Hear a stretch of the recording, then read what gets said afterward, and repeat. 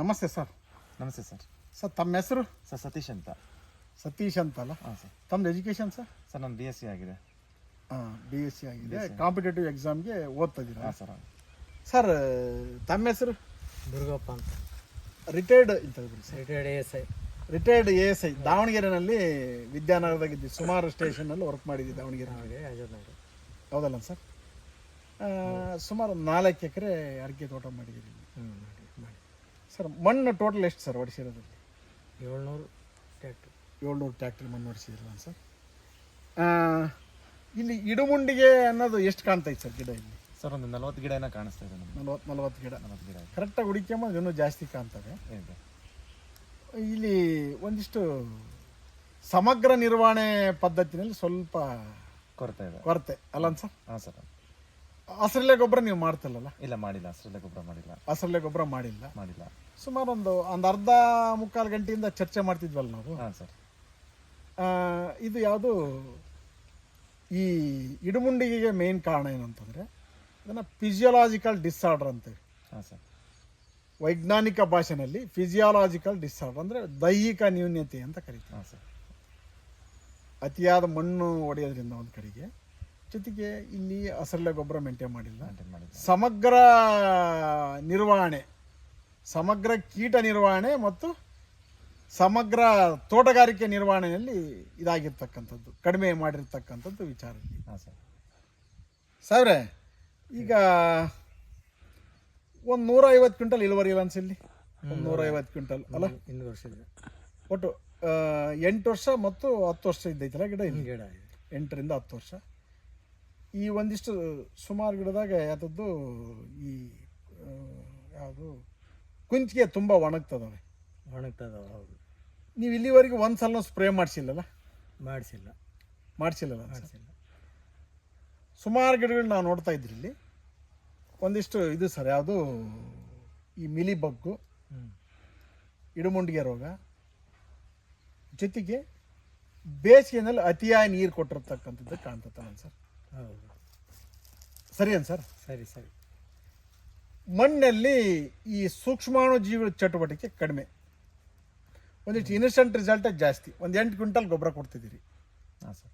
8 ಅಂದರೆ ಮೈಕ್ರೋನ್ಯೂಟ್ರೆಂಟು plus NPK ಎಲ್ಲ ಸೇರಿ ಕೊಡ್ತಿರೋದು. ಜಿಂಕು, ಬೋರಾನ್ ಬೇಸು, ಫೆರಸ್ಸು, ಮೆಗ್ನೀಷಿಯಮ್ ಎಲ್ಲ ಸೇರಿ.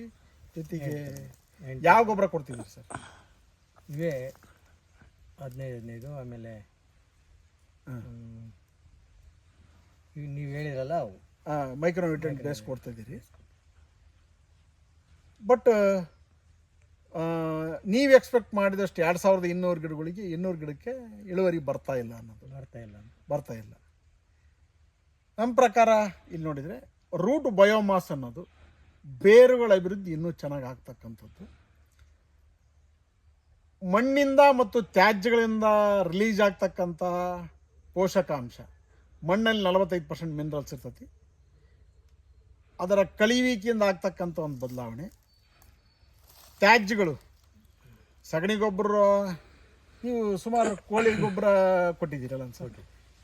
ಇದನ್ನು ಅದು ಕುರಿ ಗೊಬ್ಬರ ಎಷ್ಟು ಚೀಲ ಕೊಟ್ಟಿದ್ದೀರಿ ಸರ್? 300 ಚೀಲ ಕೊಟ್ಟಿದ್ದೀರಲ್ಲ ಸರ್. ಕೋಳಿ ಗೊಬ್ಬರ ಎಷ್ಟು ಕೊಟ್ಟಿದ್ದೀರಿ ಸರ್? 6 ಟ್ಯಾಕ್ಟ್ರಿ ಕೊಟ್ಟಿದ್ದಿಲ್ಲ ಸರ್. ಆದರೂ ಕೂಡ ಅಷ್ಟೆಲ್ಲ ಕೊಟ್ಟರೂ ಕೂಡ ದೊಡ್ಡ ಇಳುವರಿ ಬರ್ತಿಲ್ಲ ಅಂದ್ರೆ ಸರ್. ಅದು 100% ಸದ್ಬಳಕೆ ಆಗ್ತಿಲ್ಲ ಅಂತ. ಹೌದಾ ಸತೀಶ್? ಹಾಂ sir. As A science student ಯಾವ್ದು ನಿಮ್ಮ ಸಬ್ಜೆಕ್ಟ್ ಸರ್? ನಾನು PCM. ಹೌದಾ? ನಿಮ್ಮ ಕೆಮಿಸ್ಟ್ರಿನಲ್ಲಿ ಬರುತ್ತಲ್ಲ ಸರ್. ಹಾಂ sir. Chemical component, biological properties, physical properties, ಮಣ್ಣಲ್ಲಿ ಆಗ್ತಕ್ಕಂಥ ಬದಲಾವಣೆ. ಸರಿ ಸಾಹೇಬ್ರೆ? ಸರಿ. ತ್ಯಾಜ್ಯಗಳ ಮರುಬಳಕೆ, ತ್ಯಾಜ್ಯಗಳ ಪುನರುತ್ಪಾದನೆ, ಮಣ್ಣಿಗೆ ಜೀವ ತುಂಬತಕ್ಕಂಥ ಕೆಲಸ ಅವೆಲ್ಲ ಮಾಡಲೇಬೇಕು. ಹೌದಾ? ಒಂದಿಷ್ಟು ಮಿನಿಮಮ್ ರಿಸಲ್ಟ್, ಮ್ಯಾಕ್ಸಿಮಮ್ ಖರ್ಚು ಮಾಡಿ ಮಿನಿಮಮ್ ರಿಸಲ್ಟ್ ತಗೊಳೋದಕ್ಕೇನು ನಿರಂತರವಾಗಿ ಸಸ್ಟೈನಬಿಲಿಟಿ, ಸುಸ್ಥಿರತೆ ಕಾಪಾಡೋದು ತುಂಬ ಒಳ್ಳೆಯದು ಅಂತಂದೇಳಿ ಚರ್ಚೆ ಮಾಡಿದ್ವಲ್ಲ ಸರ್. ಹಾಂ ಸರ್. ನಿಮಗೆ ತೋಟಗಾರಿಕೆಯಲ್ಲಿ ಭಾಳ ಆಸಕ್ತಿ. ಹಾಂ ಸರ್. ಸರಿನಾ ಸರ್? ಹಾಂ ಸರ್.